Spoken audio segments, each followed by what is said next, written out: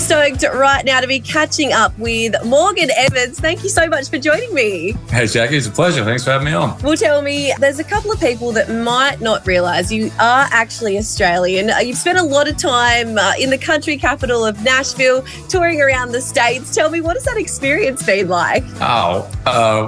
Well, it's been a long time now. I've been here since 2015, so 9 years over here, which seems to have flown by, but also felt like a lifetime at the same time. But it's been great. I mean, I feel like of all the places I've been in the world, this is still, if you want to make music, especially country music, this is the best place to be to do it. It doesn't feel like I've spent much time here the last couple of years because we've been on the road so much, but I've been here all of this year so far, which has been great. And if there's one thing being in Nashville for a couple of months makes me feel is like I probably should be coming back to Australia soon. So I'm glad to be doing that as well. And tell me, you have obviously spent a lot of time away in the States. Is there anything that you seem to miss a bit about Australia, whether it's the food or the scenery, anything like that you get those cravings for? Yeah, of course. I think, the obvious one is just family and friends is sort of something you can't replace with anything. But little things would be the coffee. I feel like the coffee in Australia is maybe world's best.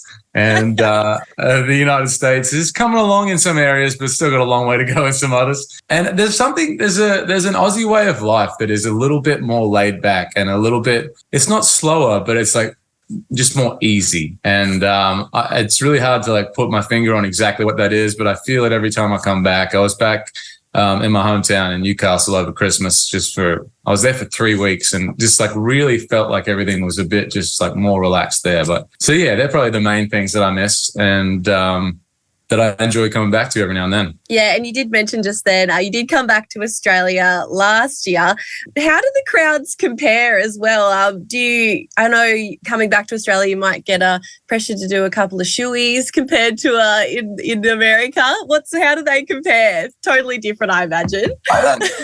I mean, I feel like the shoeies are more of a festival thing. I don't necessarily get those at my shows, but I think country music crowds are pretty great everywhere in the world as far as I've experienced. But there's something about Aussie crowds, and maybe this is specific to me because I'm from Australia, but I notice as we travel around America, inevitably someone on the tour will have a hometown show, or another artist on the bill will have a hometown show, and I feel like I get that feeling every time I play in Australia. So I've got like this whole country of hometown shows, which I feel really lucky to get home and do, as often as I can. Absolutely. And as you mentioned, you were in Australia last year. You performed a couple of Sydney shows and you actually recorded those and you're putting them out into an album. How exciting. Yeah, it was so cool. We played the Sydney Opera House 2 nights in a row, and even just saying that out loud now seems kind of ridiculous that we did that. And so I'm super stoked we recorded them, and we videoed it as well. And it's all coming out in April. I'm not exactly sure what the date is, but we just put out the first song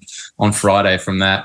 Yeah, I'm just really proud of that whole thing. It's even this far on, like a few months on, it really feels like a time capsule of where we were at that moment. And they were really special nights. So, I'm really, really excited to share them with everyone. For people that didn't make it to those Sydney shows, what can they expect to hear on this album? Any team-ups with other artists, maybe a couple of covers? Yeah, I don't think there's any secret on the guests that were on the shows anymore, but it was a secret on the night. Keith Alexander came along, who I did a song with called Date Night, who we put out last year. And so we did that. And I also had, it's one of the biggest legends of all time, John Williamson, come and play a song with us as well. So he and I did Rip Rip Woodshit together, which was pretty wild. You kind of watch everyone in the crowd sort of just become kids again. I remember learning that song in school, and it was really cool just to kind of meet him and hang with him and actually play music with him as well. The first song I ever played when I got a guitar was one of his songs. And so it really was kind of it's overused term, full circle moment, but it was like as a kid, then finally to be playing a song with this guy, this legend, at the Sydney Opera House. So, people will hear all that and get to experience all that when they hear it and see it come April. How exciting. Well, someone else that has recently just been in Sydney at the moment is Taylor Swift. And I heard she actually wrote the song Love Story in 20 minutes. And I was just wondering, what's the quickest song that you've ever whipped up? Like, how long does it take you to create a song? Did she really write that song in 20 minutes? That's amazing. Yeah. I don't know in terms of like a full song, but I will say I think the best songs or the most inspired songs, most most inspired sounding songs do come from moments like that, where maybe you've been sitting there for ages just trying to like work out what's going to come out that day. Or maybe it's the first time you pick up your guitar after you've had your first cup of coffee in the morning and it just goes.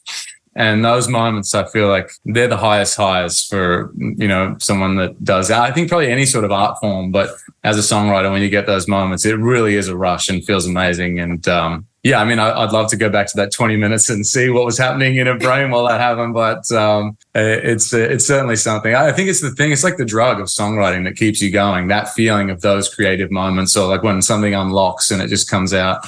I think On My Own Again might be my best example of that, at least recently, which is we just put out the live version for that song last week. And it was November of 22, sitting just like on the deck of the Airbnb that I was in, and that whole chorus just sort of came out while I was drinking that first cup of coffee, and just sort of so perfectly articulated what I was feeling in that exact moment. So that's probably my best example of that. Oh, that is amazing. Well, I've actually got 5 fast questions here if you're up for the challenge.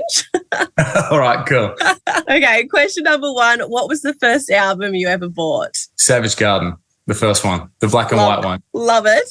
Number 2, what's in your rider? What do you got rocking backstage? It's a lot of corn chips, tequila, and just whatever else the boys want. The weirdest request from a fan or weirdest message you've ever received from someone? Weirdest. I got a very distressed message a couple of days ago from a lady, and it was this whole story of how her house had been broken into. And it was like, it seemed like quite a stressful situation. But the end of the message, the purpose of the message was, and they stole my Morgan Evans stubby cooler. And I'm so heartbroken because you're not selling it on the website anymore.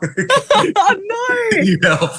So I think we're digging around trying to find one of these old stubby coolers. One of these old ones. I love it. All right. Question number 4. Any TV recommendations? What are you watching at the moment? I got to always recommend Breaking Bad. It's my favorite show of all time. I've seen it, I think, 3 times now, all the way through, and it gets me every time. Love it. Your comfort show, is it? Yeah, it's not much comfort in it. It's kind of stressful to watch, but I think stress, whatever the stress is, takes you out of whatever you are in before, Yeah, absolutely. And last question I've got is, do you have a most embarrassing moment on tour? A most embarrassing moment? Oh, yeah. So on the Australian tour we did last year, this is the most recent one at least, I lost my voice at the start of the tour, and I was actually taking medication like these steroids and stuff like that. I've never been so medicated to get through shows. And I remember we went out to do like the VIP thing in Canberra. I'd been sleeping all day, and I went out there and I was like, so what's going on a Saturday night in Brisbane? Oh, no. It wasn't in the show, so there wasn't like a crowd kind of like boo moment or anything. It was like one guy in the meet and greet was just like, we don't know, mate. We're in Canberra. I love that. Yeah, that was pretty damn embarrassing. Well, very exciting times. You are coming down to Tassie this coming April. Have you ever been down here before? I have. I've been down a couple of times, but I was thinking before we got on this call, when was the last time I played in Tasmania? And I think it might have been in 2008. So it's that long since I've been down. I think I played the Launceston Casino. Would that be right? Yep, that sounds about right. Yeah. This will be my very first time playing in Hobart, and I'm really looking forward to it.